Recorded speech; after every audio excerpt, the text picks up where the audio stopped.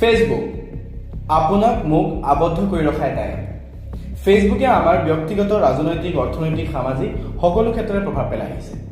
ফেসবুকে ধনাত্মক আৰু ঋণাত্মক দুইটাভাৱে প্ৰভাৱ পেলাইছে। কিন্তু ফেসবুকৰ ঋণাত্মক প্ৰভাৱৰ বাবেই আজি সমাজ ব্যৱস্থাটো অস্থিৰ হৈ পৰিছে। ফেসবুক যিটো সময়ত এটা জনপ্ৰিয় এপ হিচাপে পৰিচিত আছিল, সেই ফেসবুকৰ জনপ্ৰিয়তা লাহে লাহে এই বিভিন্ন ধৰণৰ ব্যৱস্থাবোৰৰ বাবে কমি গৈছে। আজি আমি ফেসবুকৰ বিষয়ে পাতিম। Spotlight again, the American lawmakers are frustrated with these growing concerns over repeated scandals, privacy abuses, lies, misinformation and safety of children. And this time, they have an insider to give them the reality of what goes on inside the firewalls of Facebook. Like Facebook, Instagram and WhatsApp are back after a global outage yesterday. Mark Zuckerberg's personal wealth has fallen by more than $6 billion. If you're not paying for the product, then you are the product. यानी अगर आप किसी product के लिए पैसे नहीं खर्च कर रहे हैं तो आप खुद ही प्रोडक्ट हैं। মাৰ্ক জুকাৰবাৰ্গে 2004 চনৰ 4 ফেব্ৰুৱাৰীত ফেচবুকক এটা ৱেবছাইট হিচাপে মুকলি কৰে। ফেচবুকৰ এই ৱেবছাইটটো লঞ্চ হোৱাৰ পিছতে ফেচবুকে জনপ্ৰিয়তা লাভ কৰিবলৈ আৰম্ভ কৰে। আৰু ফেচবুকৰ যি জনপ্ৰিয়তা আৰম্ভ কৰে, সেই জনপ্ৰিয়তা এপ লঞ্চ হোৱাৰ পিছতো কিন্তু বাঢ়ি গৈ থাকে। আমি এইখিনি ক'ব লাগিব যে 2012 চনতে ফেচবুকে নিজৰ ইউজাৰ্ছৰ যি সংখ্যা, সেই সংখ্যা 100 কোটিৰ ঘৰত চুৱে। অৰ্থাৎ ফেচবুক যি লঞ্চ হ'ল, যি নতুন এটা কনচেপ্ট অৰ্থাৎ নতুন যি ধাৰণা সৃষ্টি হ'ল, তাৰ ফলস্বৰূপত ফেচবুকে যি জনপ্ৰিয়তা লাভ কৰিলে, তাৰ ফলশ্ৰুতিতে ফেচবুক এক লাভৱান এটা কোম্পানী তথা লাভৱান এটা এপ হিচাপে পৰিচিত হৈ পৰিল। তাৰপিছত ফেচবুকৰ এই জয়যাত্ৰা আৰম্ভ হ'ল। আজি আমাক ফেচবুকে কিদৰে ধনাত্মক আৰু ঋণাত্মকভাৱে প্ৰভাৱ পেলায়, সেই কথা আমি বিশ্লেষণ কৰিবলৈ নাযাওঁ। আজি আমি দেখিবলৈ পাইছোঁ যে ফেচবুক এক নিয়ন্ত্ৰক হিচাপে ভূমিকা গ্ৰহণ কৰি আছে। সমাজ ব্যৱস্থা হওক, ৰাজনীতিত হওক, অৰ্থনীতিত হওক, ব্যক্তিগত জীৱনত হওক, ফেচবুকে এক নিয়ন্ত্ৰণকাৰী সন্থা তথা নিয়ন্ত্ৰণকাৰী এটা বস্তুৰূপে আমাৰ জীৱনত প্ৰভাৱ পেলাইছে। কিন্তু এটা কথা আমি চাবলৈ গ'লে ফেচবুকৰ যি প্ৰক্ৰিয়া, সেই প্ৰক্ৰিয়াটোত প্ৰথম কেইটামান প্ৰভাৱ আমি চাব লাগিব। এই যি ঋণাত্মক প্ৰভাৱবোৰ পৰিছে, তাৰ ফলত স্পষ্টৰূপে ৰাজনৈতিক, অৰ্থনৈতিক আৰু সামাজিক প্ৰভাৱসমূহ সৃষ্টি হৈছে। এতিয়া যে ফেচবুকৰ যি সমগ্ৰ যন্ত্ৰ, সেই যন্ত্ৰটোৱে আমাৰ জীৱনত কেনেদৰে প্ৰভাৱ পেলাই আছে। আমি ধনাত্মক সেই বিচাৰ বিবেচনা তথা বাতৰি তথ্যৰ আদান প্ৰদান সেইখিনি কথা আমি পাতিবলৈ নাযাওঁ। কিন্তু ফেচবুক যি যন্ত্ৰ, সেই ফেচবুক যি যান্ত্ৰিক অৱস্থা, সেই যান্ত্ৰিক অৱস্থাটোৱে আপোনাক আৰু মোক কিদৰে প্ৰভাৱ পেলাইছে।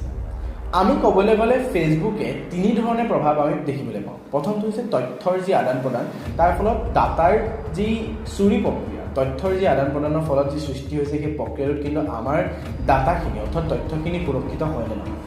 দ্বিতীয় কথাটো হৈছে যে আমাৰ প্ৰাইভেচি অৰ্থাৎ যি ব্যক্তিগত আমাৰ যি তথ্য, সেই ব্যক্তিগত তথ্যসমূহ ফেচবুকৰ হাতত আমি দি দিওঁ, সেই তথ্যখিনি আমাৰ কি হৈছে। তৃতীয় কথাটো হৈছে আদৰ্শগতৰ ক্ষেত্ৰত ফেচবুকে বিভ্ৰান্তিৰ সৃষ্টি কৰিছে। এই তিনিটা কথাত আমি অলপ বহলাই পাওঁ।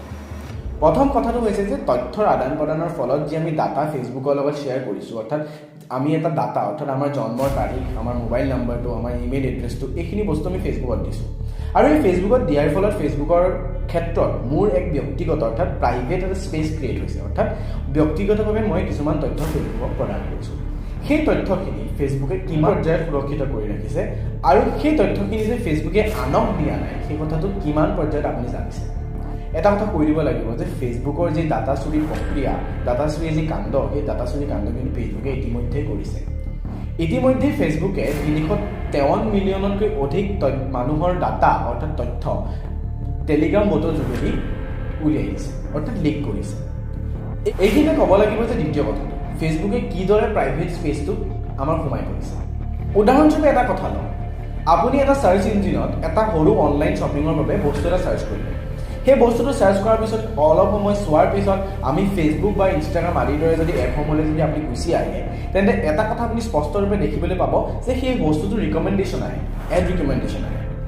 অৰ্থাৎ ফেচবুকে যি এড ষ্ট্ৰেটেজি ইউজ কৰে, সেই এড ষ্ট্ৰেটেজি ফেচবুকে আপোনাৰ ইমেইলৰ যোগেদি যি তথ্যৰ আদান প্ৰদান আপুনি কৰি আছে বা গুগল একাউণ্টৰ যোগেদি আপুনি যি চাৰ্চ কৰি আছে, সেই চাৰ্চ ইঞ্জিনৰ তথ্য কিন্তু ফেচবুকে পাইছে বুলি আপুনি সেই কথাটো ক'ব লাগিব। এতিয়া তৃতীয় কথাটোলৈ ফেচবুকে আদৰ্শগত দিশত আপোনাক বিভ্ৰান্ত কৰি আছে নেকি। ফেচবুকৰ এলগৰিডিমটো এনেধৰণে সজোৱা হৈছে, যদি আপুনি এটা নিৰ্দিষ্ট ৰাজনৈতিক আদৰ্শৰ বস্তু একেলেঠাৰে চাই থাকে, তেন্তে আপুনি ফেচবুকত সেইখিনি বস্তুৱে দেখি থাকিব। ফেচবুকত যদি আপুনি সোঁপন্থী ৰাজনৈতিক দলৰ এটা আদৰ্শ থকা বস্তু এটা যদি চাই থাকে বা ভিডিঅ' এটা যদি চাই, বাৰে প্ৰতি প্ৰত্যেক দিনাই আপুনি যদি সেই ভিডিঅ'টো চাই থাকে, গতিকে সেই আদৰ্শগত ক্ষেত্ৰত সেই পৰিসৰটোৰ ভিতৰৰ বস্তুৱে আপুনি বাৰে প্ৰতি দেখি থাকিব আৰু আপোনাক মানসিকভাৱে কথাটো কৈ দিয়া হ'ব যে আপুনি সেইটো আদৰ্শতে বিশ্বাস কৰে।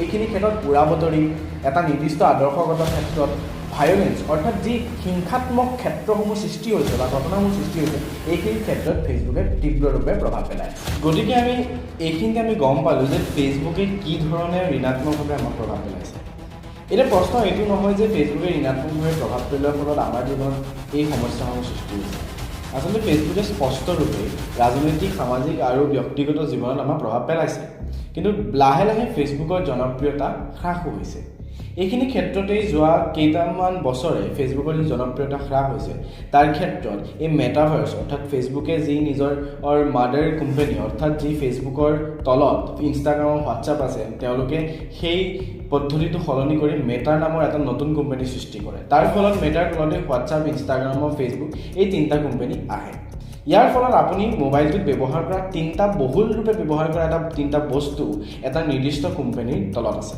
গতিকে এইখিনি ক্ষেত্ৰত মেটাৰ ওচৰত বহুত শক্তি আহি গতিকে শেষত দেখাৰ কথাই কম আপুনি নিজৰ তথ্যৰ আদান প্ৰদানৰ ক্ষেত্ৰত ভাবি চাব লাগিব সামাজিক মাধ্যমত আপুনি কি ধৰণে তথ্য আদান প্ৰদান কৰিছে কি ডাটা শ্বেয়াৰ কৰিছে কি ব্যক্তিগত তথ্য দিছে সেইখিনি ক্ষেত্ৰত সাৱধান হ'লেহে আপুনি ভালদৰে সামাজিক মাধ্যমটো ব্যৱহাৰ কৰিব পাৰিব